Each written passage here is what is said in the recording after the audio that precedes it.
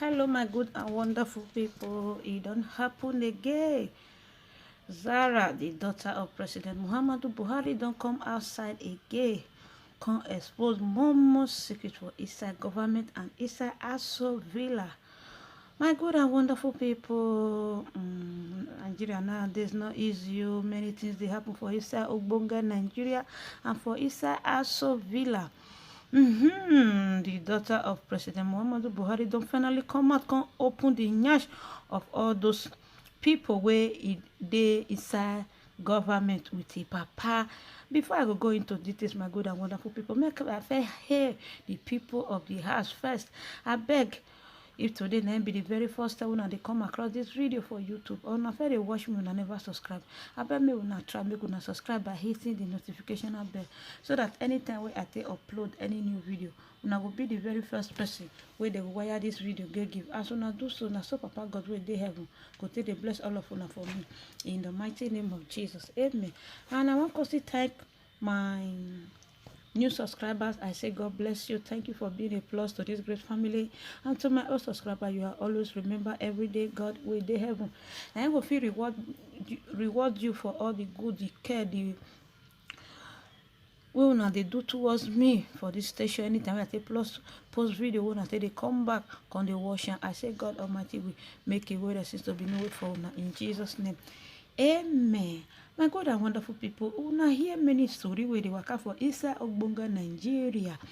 Say our Baba Bubu Buhari, he don waka go meet him maker. He don finally say goodbye to this world. Even him pikin and his wife Aisha Buhari don finally come out many times, come talk say see wetin happen.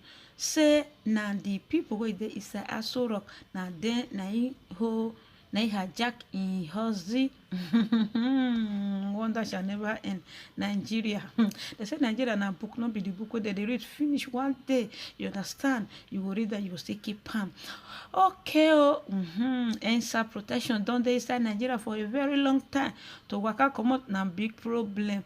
Inside the answer, they kill many people for inside Lekki toll gate, where they call Lekki Memorial Free Fair Way. Now, okay, my good and wonderful people, after that one, now una see say all this government wey dey inside parliament with President Muhammadu Buhari, they no dey very okay with Nigeria at all. They don't get the good intention of Nigeria for heart.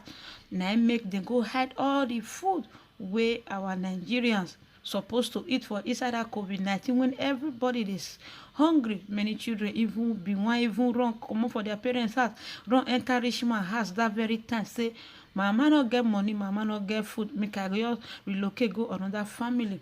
Now wetin hunger come cause for inside Nigeria be that one. Now all the food where they say me they share for Nigeria people that year for inside that COVID-19 2020, the ending of 2020, when NSAS protest don't come with the youth of Nigeria, come to say they don't want they backward with all these old men wey sit down for parliament, where they sleep for parliament. They want their own share. They want make Nigeria, the young man come still rule Nigeria, may we still look am for 60 years. Now they tell rule Nigeria, they don't see the front, they don't see the back, they don't see side or the center. You understand, my good and wonderful country people? So now make you come the vet. Now inside there they come find out say food where they're supposed to give the masses for inside that COVID-19, all of them they issue state. Oh my God, all these wicked politicians, God they as our mama patient talk am. Okay, una know say Aisha Buhari daughter where they cause them, and they come out every often come they attack people where they talk about her father. You understand? Now she even talking for one video that one comment say one person they miss for inside the photo where they take for inside December Christmas. So she don't come outside, come blast Nigeria people and the government where will follow Papa say now where people don't finally confirm where the food of COVID-19 they go now know say no be Papa be the problem of Nigeria. Una know say these children that time I still talk say in with now Papa Buhari still talk say Nigeria na lazy youth. Since when this COVID-19 palliative food take come outside. Many Nigeria don't get work. Some no go even back before they go work. Some go even back before they go. Some no even care who they keep their children with before they run go work. Go they also wear palliative food or warehouse dey. Oh my God. Who shall save Nigeria from this predicament? According to one a presenter wey they call Mock News, he said Nigeria dey under spiritual attack. Which pastor go come pray for Nigeria, make Nigeria for comot for wahala? Because this one wey before Nigeria now, I no know who go fit do am o, who go fit help Nigeria comot. So I don't know which one concern President Pikin with people wey e dey look for food dey go, because she come blast people, blast the government, blast the senator, say na dem be the problem of Nigeria, say no be papa. My good and wonderful people, I wan come ask, who be the real problem of this Nigeria? Na Aisha, na Baba, abi na Pikin Zara or Zena? I no know, you understand? They say Obaseki dey look for prisoners dey go, while Oba dey look for staff and shoe. Why the youth of Nigeria dey look for warehouse where COVID-19 food dey? Wahala dey, oh God. Who will help Nigeria?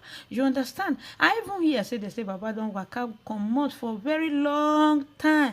They go, even this daughter wey they call Zena or Zara, come even talk and come outside, come even expose more about his papa. But now she come out with another Twitter, come say now where people don't know many things about the warehouse where food dey. Even for Abuja, as I dey talk to now, they don't even locate there, don't see food for there. Now wow, he say papa no be the problem of Nigeria. I bet me una share this video, make una know who be the problem of Nigeria. Give am a thumbs up, subscribe, watch and